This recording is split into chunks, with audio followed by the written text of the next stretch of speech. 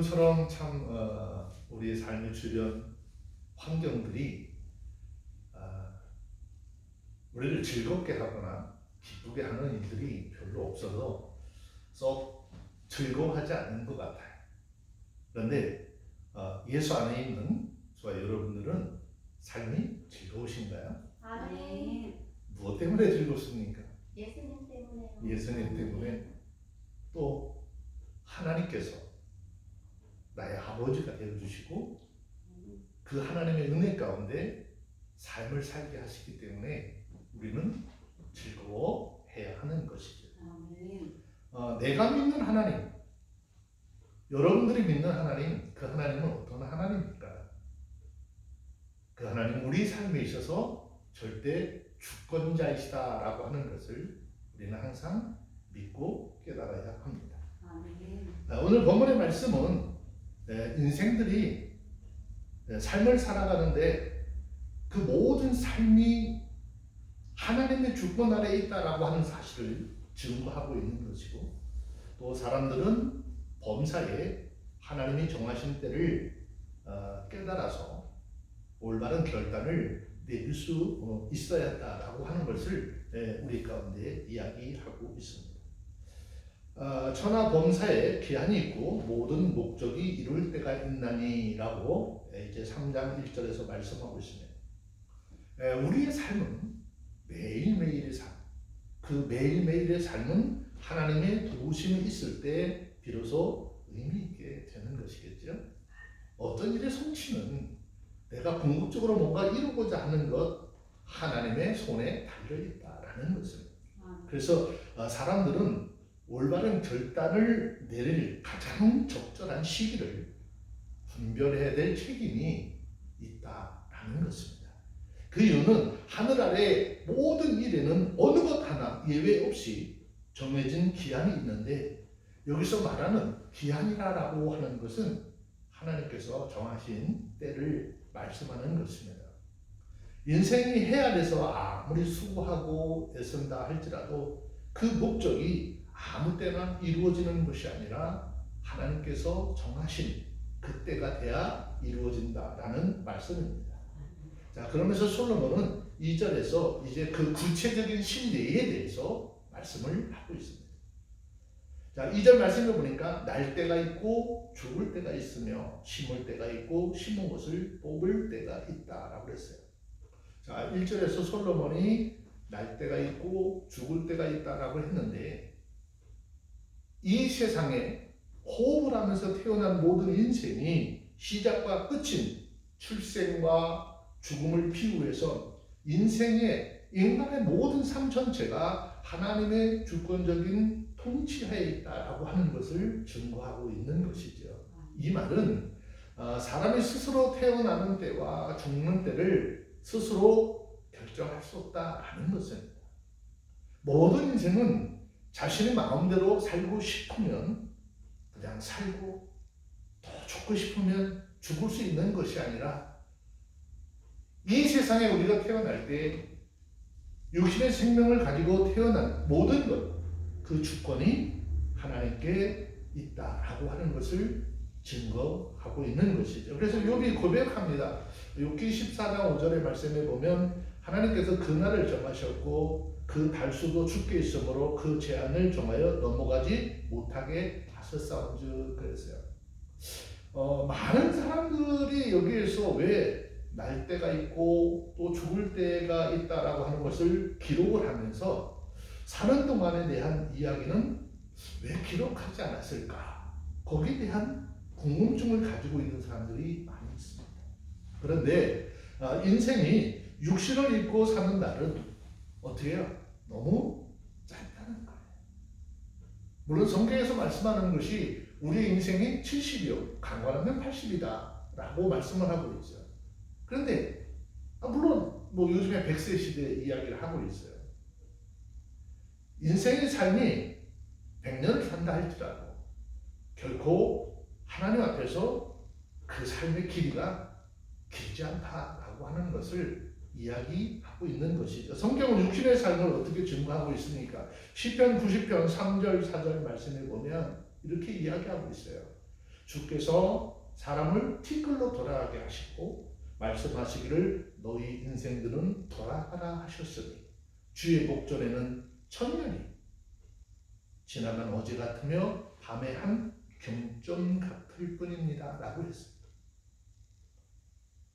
여러분, 하나님 앞에 우리가 계산하는 천년이라고 하는 그 날이 하얀 백지 위에 볼펜으로 이렇게 딱 점 하나 찍는 그런 것과 같다라는 것이죠. 하나님 앞에서 우리 인생의 삶 결코 긴 것이 아니다. 자랑할 것이 없다라는 것이죠. 그래서 성경의 야고보 4장 14절 말씀에 보면 내일을 너희가 알지 못하는도다.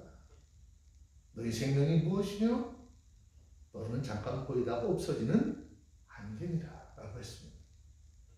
다시 말하면 인생은 태어나면서부터 가야 할 목적지가 있어요. 우리는 이 세상에 육신을 가지고 태어나면서 죽음이라고 하는 목적지를 향해서 달려가기 시작을 하죠. 그런데 마음대로 죽는 것이 아니에요. 죽는 날도 하나님께서 정해놓으셨다라는 것이죠. 그래서 그리스도인들은 스스로 자살하는 것, 그 자살 행위는 하나님의 주권을 인정하지 않는 거예요. 내 삶이 아무리 힘들고 내 삶이 아무리 고단하다 할지라도 스스로 그 생명을 끊는 것은 하나님의 주권을 인정하지 않기 때문인 것이죠. 우리가 하나님의 주권을 인정한다라고 하면 지금 나에게 주어진 생명조차 나에게 주어진 삶의 현장조차도 하나님께서 이렇게 허락하셨기 때문에 내가 하나님을 믿는 믿음을 꿋꿋이 이겨나가는 그런 은혜가 있어져야 하는 것입니다. 근데 심심치 않게 들려오는 이야기들이 그런 거죠. 예수 믿는 사람들이 자살했다. 극단적 선택을 했다. 뭐 이런 이야기를 들을 때 참 마음이 아프죠. 여러분, 우리의 생명조차도 하나님의 주권하에 있음을, 우리의 생명도 주인이 하나님인 것을 믿으시고 우리의 생명조차도 우리가 함부로 할 수 없다라는 것을 늘 기억하셔야 합니다. 심을 때가 있고 심은 것을 뽑을 때가 있다라고 했죠. 자, 솔로몬은 앞에서 인간의 삶과 죽음을 말하고 지금 바로 이어서 식물의 삶과 죽음을 증거하면서 자연도 하나님의 통치 가운데 있다라고 하는 것을 증거하고 있습니다. 근데 농부가 봄이 오면 밭에 갈고 씨를 뿌리죠. 그리고 가을이 되면 결실을 거둘 수 있는 거예요. 그것도 이미 정해진 계절에 따라 우리 인생들은 수고할 뿐이지 하나님이 정하신 그 계절 자체를 바꿀 수 없다라는 것입니다. 인생의 모든 일이 다 그렇다라고 하는 것은 우리의 삶, 내 뜻과 내 마음대로 모든 것들이 다 되는 것이 아니라 하나님께서 정하신 기한에 심어야 하고 또 수확을 거둬야 하는 것입니다. 제 주변에 농사 지시는 분들이 좀 있기는 한데 농사를 1년 내내 힘들게 져서 그 수확의 때를 놓쳐서 다 바닥에 쏟쳐버리는 그런 일들을 봅니다. 특별히 콩농사 지시는 분들, 깨농사 지시는 분들, 그 제때 수확을 하지 못하면은 이게 다 말라서 껍질이 열어져요. 다 땅에 떨어져 가지고 굳을 수가 없게 됩니다. 옛날에 우리 어른들이 농사는 천하제대분이다라고 하는 말씀을 하셨어요. 하나님께서 때를 따라서 비를 주시고 햇볕을 주시고 바람도 불게 해서 자라게 하시고 결실을 거두게 하는 것이죠. 그 하나님의 주권을 지금 솔로몬은 이제 늦게 깨달아서 하나님 앞에 이렇게 고백을 하고 있는 것이죠. 우리 모든 삶도 마찬가지입니다. 우리의 삶의 수고 역시도 하나님께서 우리에게 심을 때 있게 하시고 거두게 하실 때 있음을 기억하시고, 이거는 시기적인 때에 대한 이야기를 하시는 것이기 때문에 여러분 하나님 앞에 봉사할 때, 하나님 앞에 헌신할 때 그냥 내가 이 다음에 하면 되지, 아니요, 내가 힘이 있고 내가 움직일 수 있을 때 주님 앞에 헌신해야 되는 것이고 주 안에 수고해야 하는 것이죠. 기운이 없어서 나중에는 하고 싶어도 하지 못해요. 예전에 우리 같이 전도하시던 그런 권사님들도 계신데, 예전에 권사님들이 전도할 나갈 때 열심히 다녔어요. 열심히. 근데 지금은 뭐죠? 하고 싶어도 못한다. 왜? 돌아다니는 기운이 없어요. 여러분, 하나님께서 저와 여러분들에게도 주신 이런 귀한 직분들 하나님 때를 따라 주셨어요. 그러면 그 직분을 잘 감당하시고 또 주님께서 우리에게 주신 일에 헌신할 수 있는 우리 모두가 되기를 바랍니다. 3장 3절에 말씀해 보니까 죽을 때가 있고 치료시킬 때가 있으며 헐 때가 있고 세울 때가 있다라고 했어요. 자, 2절에서는 인생의 출생과 죽음, 즉 처음과 끝의 문제를 이야기를 했지만 이제 3절에 와서는 인생의 과정에서 일어날 수 있는, 즉 우리가 삶을 살아가면서 일어날 수 있는 죽음과 또 질병을 걸려서 어려운 고통을 당하지만 그 질병의 치료의 문제에 대해서 말하면서 이 문제 또한 하나님의 주권적인 섭리와 하나님의 주관하에서 되어진다라고 하는 사실을 증거하고 있는 것입니다. 다시 말하면 우리가 세상을 살다가 병이 들거나 또 불의의 사고를 당했을 때 하나님께서 그 사람을 살릴 수도 있고 죽게 둘 수도 있고 또 경우에 따라서 치료하여 낫게 하실 수도 있다라고 하는 것이죠. 성경은 신명기 31장 39절에 보면 이제는 나 곧 내가 그인 줄 알라. 나와 함께하는 신이 없도다. 내가 죽이기도 하며 살리기도 하며 상하게도 하며 낫게도 하나니 내 손에서 능 건질 자가 없도다라고 그랬습니다. 또 사무엘상 2장 6절에 보면 여호와는 죽이기도 하시고 살리기도 하시며 음부에 내리기도 하시고 올리기도 하시는도다라고 했어요. 하나님께서 때로는 우리에게 힘들고 어려운 일을 당하게 하실 때 하나님을 전적으로 믿고 의지하시고 하나님이 절대 주권하에서 모든 것들을 이루신다라고 하는 것을 저와 여러분들이 깨닫게 되어주시기를 바랍니다. 예수님 신약시대에 와서 예수님 사역하실 때도 그렇죠. 병자나 환자들을 고칠 때 주님이 꼭 먼저 물어보시는 말씀이 있죠. 내가 너를 낫게 할 줄 믿느냐? 아멘, 주여 그렇습니다. 그러면 내 믿음대로 될지어다. 그 시로 질병이 떠나가고 귀신이 떠나가고 하나님 앞에서 온전해지는 그런 삶을 살게 되는 것이죠. 예수님은 그것을 통해서 유대인들이 그렇게 기다려왔던 메시아가 곧 나다, 너희의 구원자가 나다라고 하는 것을 간접적으로 그들에게 증거하면서 말씀하고 있는 것이죠. 여러분, 예수님께서, 하나님께서 우리를 높이시면 얼마든지 높아질 수 있는 것이고, 하나님이 우리를 낮추시면 또 한없이 낮아질 수 있다는 걸 기억하시고, 하나님만이 오직 내 삶의 절대 주권자이심을 고백하며 나가는 저와 여러분들이 다 되어주시길 바랍니다. 또 헐 때가 있고 세울 때가 있다라고 그랬어요. 솔로몬은 왕으로서 있던 시절에 수많은 건물들을 때를 따라서 헐고 또 때로 건물을 세우기도 했어요.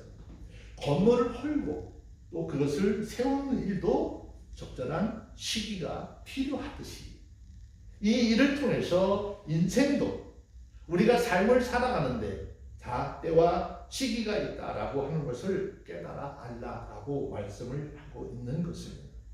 우리는 모든 사람들이 어떤 그 결실을 맺고 어떤 삶의 어떤 내가 원하는 그런 것들을 결실을 얻으려면 내가 지금 무엇을 어떻게 해야 되는지 그때에 대한 이야기를 잘 깨달아야 하는 것이죠.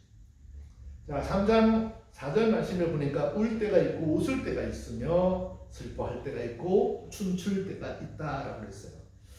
이 4절의 말씀은 장례식이나 기타 좀 비극적인 상황에 처해 있을 때 나타나는 행동과 또 결혼식이나 기타 잔치 석상에서 나타나는 행동을 서로 대조적으로 비유하면서 묘사하는 것이죠. 원래 그 히브리 사회에는 장례식 때는 가족들이 곡을 하는 것이 아니라 사람들을 곡하는 직업을 가진 사람들이 있었어요. 그래서 그 사람들을 초청해서 그 슬픈 분위기를 좀 더 슬프게 만든. 예레미야 9장 17절 말씀해 보시면은 만군의 여호와께서 이같이 말씀하시되 너희는 잘 생각하고 곡하는 부녀를 불러오며 또 보내어 지혜로운 부녀를 불러오되 그들로 빨리 와서 우리를 위하여 애곡하게 하여 우리의 눈에서 눈물이 떨어지게 하며 우리의 눈꺼풀에서 물이 쏟아지게 하라. 마음이 얼마나 감격했는지 하나님이 심판을 명하시는데도 그들 마음이 돌아오지 않았어요. 우리의 세대, 지금 우리 살고 있는 이 시대의 신앙적인 관점을 한번 돌아보시기를 원합니다. 요즘에 전도하다 보니까 그렇게 이야기를 하죠. 제한적이기는 하지만 오늘 주일 예배를 드립니다. 예배에 오셔서 하나님의 말씀 나누고 함께 했으면 좋겠습니다. 그럴 때 그들이 하는 얘기들이 여러분 전도하시면서 많이 들어보잖아요. 우리는 유튜브로 열심히 예배 드리고 있어요 라고 한단 말이죠. 유튜브 예배 좋죠. 그런데 하나님은 그 마음의 중심을 보시는 그런 하나님이었어요. 이들은 지금 슬퍼할 때 기뻐할 때 알지 못하는 거예요. 혼인식 때는 많은 사람들을 초청을 하죠. 그리고 거기에 참석해서 그 혼인을 하는 잔치집에 기쁨을 더해줍니다. 자, 그러면서 슬퍼할 때가 있고 춤출 때가 있다라고 했어요. 이 말은 우리 삶에 있어서 날마다 슬픈 때만 있다면 정말 애통 때문에 살맛이 나지 않을 거예요. 또 반대로 늘 기쁜 일만 있으면 정말 참 기쁨이 무엇인지 느끼지 못할 것이죠. 기쁨은 무엇 때문에 느낄 수 있는 것이죠? 슬픔이라는 것이 있기 때문에 기쁨이라는 것을 느낄 수 있는 것이고 또 기쁨이라는 것을 느낄 수 있기 때문에 슬픔이라는 것을 알 수 있는 것이죠. 우리는 창세기를 통해서 아브라함과 그 다음에 하갈 또 사레, 요즘으로 얘기하면 무슨 관계라고 그러죠? 세 사람의 관계를 삼각관계 속에 있는 거예요.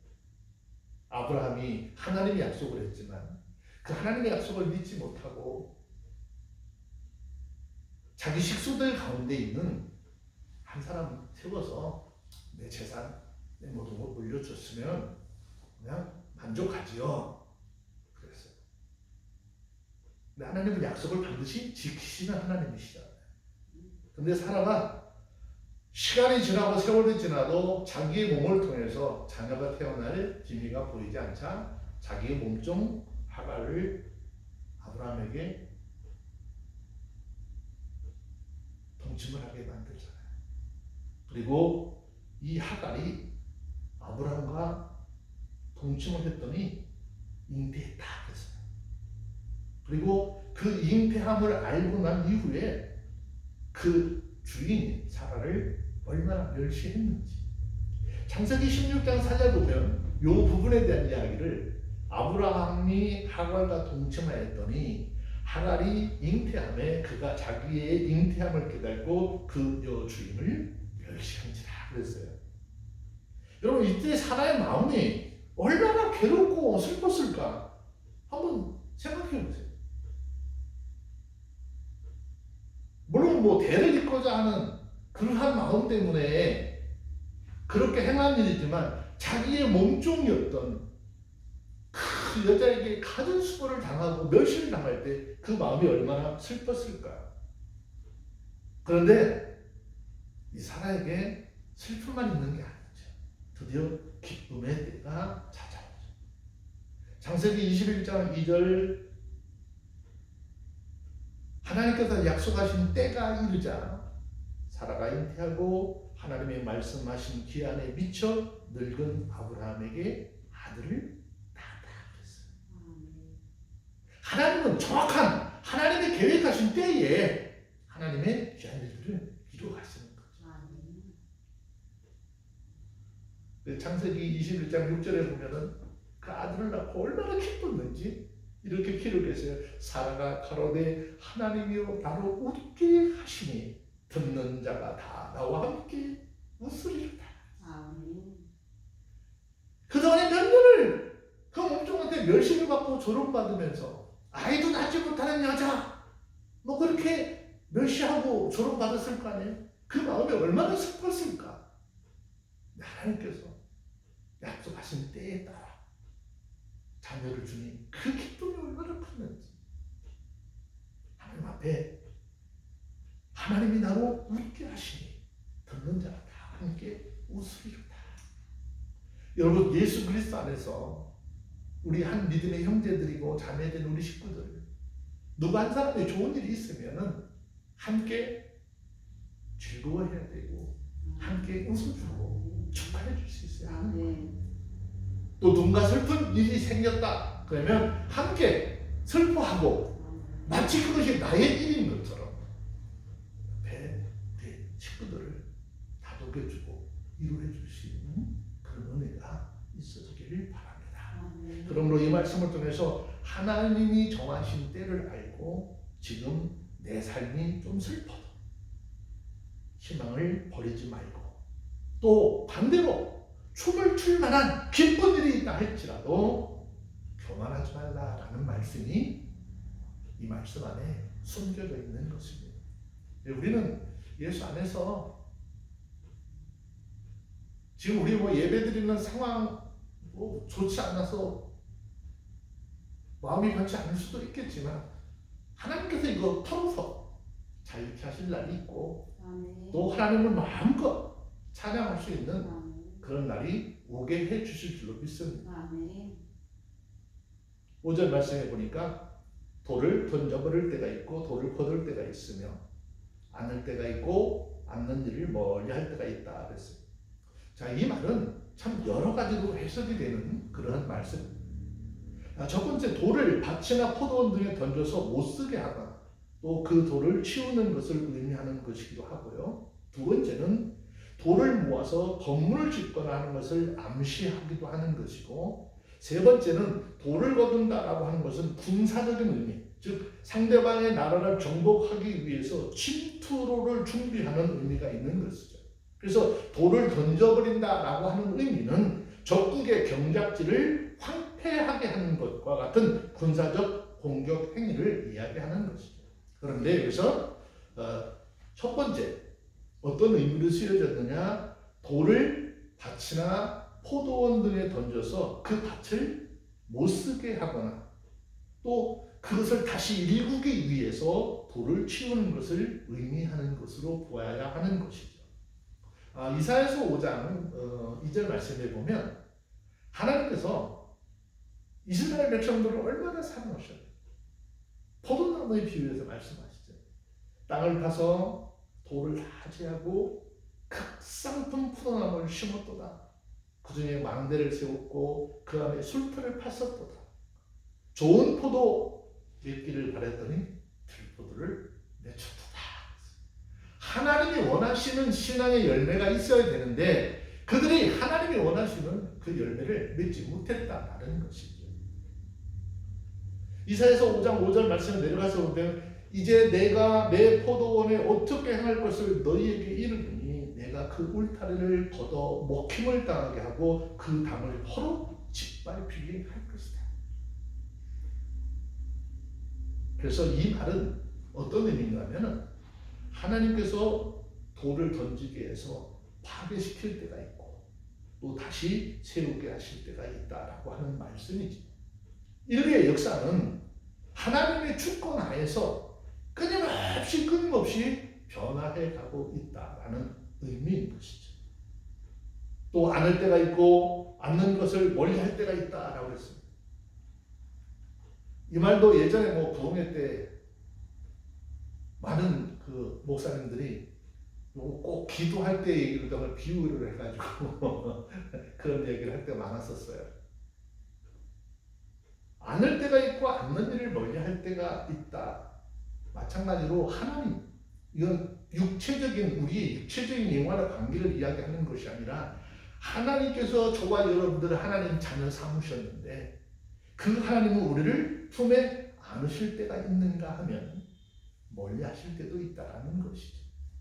하나님께서 우리를 멀리 하신다라고 하는 것은 하나님이 우리를 미워서 그렇게 하시겠다는 것이 아니죠. 하나님의 자녀들을 교육하시기 위해서 그 품에서 잠시 떠나보낼 수도 있다라는 것이에요. 여러분, 하나님을 사랑이라고 이야기하죠. 하나님은 사랑이라 그러잖아요. 그러면 하나님께서 지금 여러분들을 사랑하고 계시는 것을 믿으셔야 돼요. 성경은 요한복음 13장 1절 보면요, 하나님은 자기의 사람들을 사랑하시되 어떻게? 끝까지 사랑하신다. 우리를 사랑하신 하나님, 독생자 예수까지 이 땅에 보내셔서 우리의 죄를 사하기 위해서 십자가에서 못 박혀 몸 찢어 피 흘려 죽게 하시고 또 그분으로부터 그분을 믿는 믿음을 통해서 우리에게 새로운 영적 생명을 주셨다는 것입니다. 저와 여러분들이 예수 그리스도 안에서 내 삶이 조금 힘들고 내 삶의 환경이 조금 어려워진다 할지라도 하나님 나를 버렸을까라고 하는 생각은 절대 하시면 안 돼요. 하나님은 여러분들을 사랑하시는데 어떻게까지? 끝까지 사랑하신다라고 하는 거지.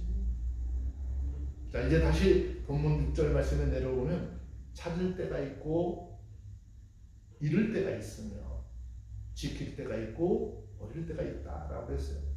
자, 6절은 개인적인 재산이나 물질에 대한 이야기죠. 이 세상에서 재물을 모으기 위해서 애쓰고 노력을 할 때가 있지만 그것이 없어질 때는 그것에 대한 지나친 애착을 갖지 말고 포기할 줄도 알아야 한다라고 하는 것을 말씀을 하고 있는 것이죠. 저는 이 말씀에 대한 그 의미를 굉장히 마음 깊이 또 뼈저리게 느끼는 거예요. 이미 경험해 봤기 때문에 아무리 많은 것이라 할지라도 주님께서 너 그거 네 마음속에서 네 손에서 내려놔 라고 하면 우리는 그 주님의 말씀에 순종해서 그것을 내려놓을 수 있는 그런 믿음의 사람들이 되어져야 하는 것입니다. 여기서 특별히 버릴 때라고 하는 말은 이런 거예요. 배가 항해하는 도중에 풍랑을 만나요. 배가 항해를 하는 도중에 풍랑을 만나는데 자칫 잘못하면 배에 실린 그 무게 때문에 배가 침몰을 할 수 있는 상황이 오면 배가 침몰하는 것을 막기 위해서 짐을 바다에 버리는 것과 같이 너희의 삶에 우리의 삶에 좀 더 크고 신성한 목적을 위해서 너희는 재물을 포기하거나 또는 부재나 선한 일을 위해서 재물을 내어놓을 수 있어야 한다라는 말씀이죠. 이렇게 설교를 하다 보면 말씀을 듣는 사람들 예수 믿고 좀 부자가 되보려고 했더니 뭘 자꾸 내놓으래 들이래. 예수 믿고 좀 부자 좀 되보려고 했더니 어떻게 더 망하게 생겼네. 뭐 그런 이야기를 하는 사람도 들었어요. 봤어요. 자, 그런데 왜 하나님께서 우리에게 그렇게 하라고 하시느냐라고 하는 거죠. 잠언서 11장 24절, 25절, 26절의 말씀을 보면 흩어 부재하여도 더욱 부하게 되는 일이 있나니 과도히 아껴도 가난하게 될 뿐이라. 부재를 좋아하는 자는 풍족하여질 것이고 남을 윤택하게 하는 자는 윤택하여지리라. 곡식을 내지 아니하는 자는 백성에게 저주를 받을 것이나 파는 자는 그 머리에 복이 임하리라 그랬습니다. 그래서 과도히라고 하는 이 말은 부정하게 또는 불법적으로라고 하는 뜻이 포함이 되어져 있어요. 그러니까 여기서는 마땅히 드려야 할 공의를 나타내지 않는 그런 상태를 이야기합니다. 또 아껴도라고 하는 말도 억제하다, 거절하다 뭐 그런 뜻이에요. 그래서 이 말은 인간의 이기심과 탐욕 때문에 아예 구제하는 것을 외면하고 부정하게 자신의 부를 축적하는 데만 집착하게 되면 가난하게 될 것이다 라는 말씀입니다. 26절에 아주 부당한 매점 매석 행위를 하는 사람들에게 경고하는 말씀이죠. 매점 매석을 하게 되면 시장에 어떤 돌아가는 그런 경제적인 일에 굉장히 큰 타격을 주는 거죠. 그래서 굉장히 큰 악영향을 끼쳐서 어려운 사람들의 삶은 더 어렵게 만들어요. 사회적으로 소유와 불안을 가져오게 하기 때문에 이러한 사람들은 하나님께서 어떻게 저주를 내리시겠다라고 말씀을 하고 있는 것이에요. 그래서 이 말은 하나님이 주신 재물을 우리가 사용함에 있어서 때를 잘 파악해서 하나님의 필요할 때 드릴 줄 아는 지혜를 가지라는 것이죠. 그래서 이것이 하나님 앞에 상급이 되고 우리 하나님이 기뻐 받으시는 귀한 예물이 될 수 있도록 사용하라라는 것입니다. 또 7절에 있는 말씀을 보니까 찢을 때가 있고 꿰맬 때가 있으며 잠잠할 때가 있고 말할 때가 있다 그랬습니다. 자, 이 말씀은 사람이 슬픔이나 아주 비참한 상황을 맞이할 때 격한 감정을 표현한 것으로서 옷을 찢는 것과 또 그 후에 옷을 다시 바늘로 깁는 것을 의미하는 거예요. 성경을 통해서 이스라엘의 역사를 살펴보면 옛날 이스라엘 백성들, 이스라엘 사람들은요 슬픈 일을 당하면 항상 먼저 했죠? 옷을 찢었다 했어요. 그리고 입을 다물고 침묵했어요. 그러므로 이 말씀은 때를 따라서 지혜로운 권고나 그런 가르침 또는 위로를 할 때 막 떠들고 큰 소리로 하지 말라는 거예요.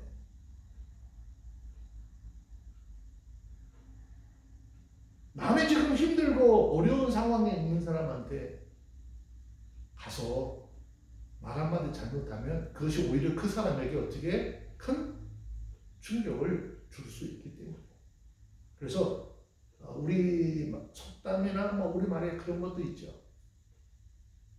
침묵은 금이다. 여러분들 금 많이 가지고 계시잖아요. 침묵은 금이다.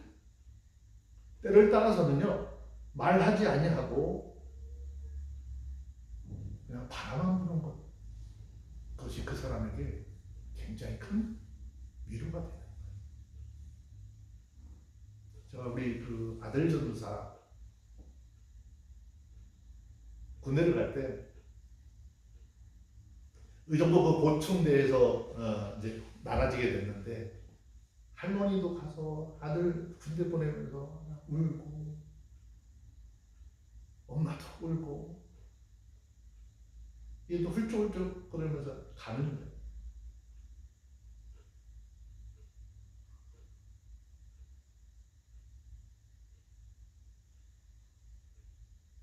면회 딱 한 번 가봤어요. 그러면서 첫 번째 휴가를 딱 나왔어. 휴가를 딱 나왔는데 그래도 군복을 입고 딱 서서 들어와서 인사를 딱 하는데 뭐라고 얘기할 말이 없어요. 남자들은 군대를 가봐서 알잖아. 가서 아무 소리도 안 했어요. 문 앞에 서서 두르지도 않고 그냥 딱 서서 있는데 저도 집에 왔다는 게 감격해 받아요. 그래서 아무 소리도 않고 가서 한번 그냥 딱 끌어안아줬어요. 등을 툭툭 치면서 수고했다, 고생했다 그런 얘기 한마디도 안 했어요. 안고 그냥 툭툭툭. 군대에서 얼마나 먹고 싶은 게 많았는지 먹는 걸 다 저거 가지러 왔더라고요. 그 저희 고모한테 갔는데 그 고모한테 가서 이야기를 하더래요. 아 고모 휴가 때 집에 탁 들어가서 문을 열었는데 아빠가 아무 말도 않고 와서 탁 끌어안고 등을 툭툭 쳐주는데 막 이 그 사나이 가슴에 이런 뭉클한 게 확 올라오더라고. 그런 이야기를 하더래요. 여러분 때로는 침묵하는 것도 상대방에게 굉장히 큰 힘을 줄 수 있어요. 그리고 때를 따라서 우리가 말 한마디 잘하는 것이 상대방에게 굉장히 큰 위로를 줍니다. 그래서 제가 설교 때마다 우리 교회 성도들한테 말씀드리잖아요. 자꾸 서로 칭찬해줘라. 네, 칭찬해줘라. 칭찬은 고래도 춘식이 한다 그러잖아요. 잠언 25장 11절 보니까 우리가 그 말하는 경우에 합당한 말이 얼마나 하나님 보셨을 때 아름다운지 경우에 합당한 말은 아로새긴 은쟁반의 금사관이라 그랬어요. 얼마나 귀한 것입니다. 여러분 우리는 하나님 앞에서 누군가의 영혼의 생명을 살리고 소망이 끊어진 자들에게 하나님의 말씀으로 위로해서 더 큰 소망을 갖도록 하는 그런 하나님의 사람들인 것을 기억하시고 내가 누군가에게 말을 한마디 할 때 위로를 하든 아니면 격려를 하든 정말 많은 생각을 하고 말씀을 나눌 수 있는 우리 모두가 되어주시기를 주의 이름으로 축원합니다. 전도서 3장 8절 말씀해 보니까 사랑할 때가 있고 미워할 때가 있고 전쟁할 때가 있고 평화할 때가 있어요. 이 말씀도 사랑하고 미워하는 것, 또 전쟁이나 또 전쟁이 끝나고 평화할 것에 대한 것도 때가 있다라는 것이죠. 이 사랑과 미움은 개인과 국가 간의 관계에서도 어떻게 나타난다라는 이야기입니다. 이 말씀을 통해서 개인의 가정이나 또 국가와 국가 사이의 화평이 사람에게 달려있는 것이 아니라 하나님의 주권하에 있다는 거예요. 전쟁이 일어나는 것도 여러분 하나님이 허락하셔야 되는 거예요. 아무리 북한이 핵을 준비를 하고 무장을 하고 전쟁 준비를 한다 할지라도 그 전쟁을 하게 하시는 이도 하나님이시고 전쟁을 하지 못하게 하는 것도 하나님이시다. 그래서 사무엘상 17장 47절 말씀에 보면 여호와의 구원하심이 칼과 창에 있지 아니함을 이 무리로 알게 하리라. 전쟁은 여호와께 속한 것인즉 그가 너희를 우리 손에 붙이리라. 여러분, 나라와 나라 사이에 전쟁이 벌어졌을 때 어쩔 수 없이 서로 미워하잖아요. 대적하잖아요. 오늘 이 말씀의 슬픔, 이거는 이미 우리 대한민국의 역사 속에서 이미 체험한 바 있는 거예요. 여러분, 태극기 휘날리며라고 하는 영화를 예전에 혹시 보셨는지 모르겠어요.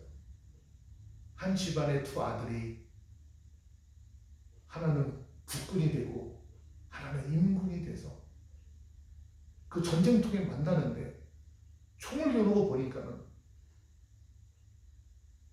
형과 동생이다. 그때 그 아픔이 얼마나 컸을까? 우리는 우리나라에서 이 전쟁이라고 하는 것을 동족 간에 또 가족 간에 사상과 이념이 다루는 그런 문제들 때문에 이미 이런 고통을 다 겪어왔습니다.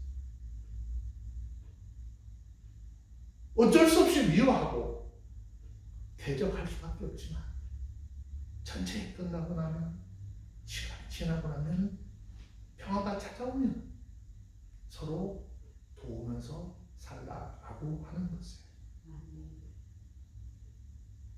우리 모두도 이것은 국가와 국가의 전쟁뿐만이 아니라 우리의 삶에서 가족 간의 관계도 마찬가지예요. 또 이웃과의 관계에서도 마찬가지예요. 한때 섭섭하고 서운하고 내 마음을 아프게 할 수도 있지만 예수 그리스도의 십자가의 은혜로 용서라고 하는 사랑이라고 하는 그 틀 안에 들어가면 서로 화해할 수 있어야 하고 용서할 수 있어야 하고 이해할 수 있어야 하고 안아줄 수 있는 그런 믿음의 사람들이 되어야 하는 것이죠. 우리 마음에 누군가 막 미워하는 마음, 이거는 성령께서 주시는 게 아니에요. 사단이 우리를 자꾸 갈라놓으려고 하는 것이죠. 우리 마음속에 혹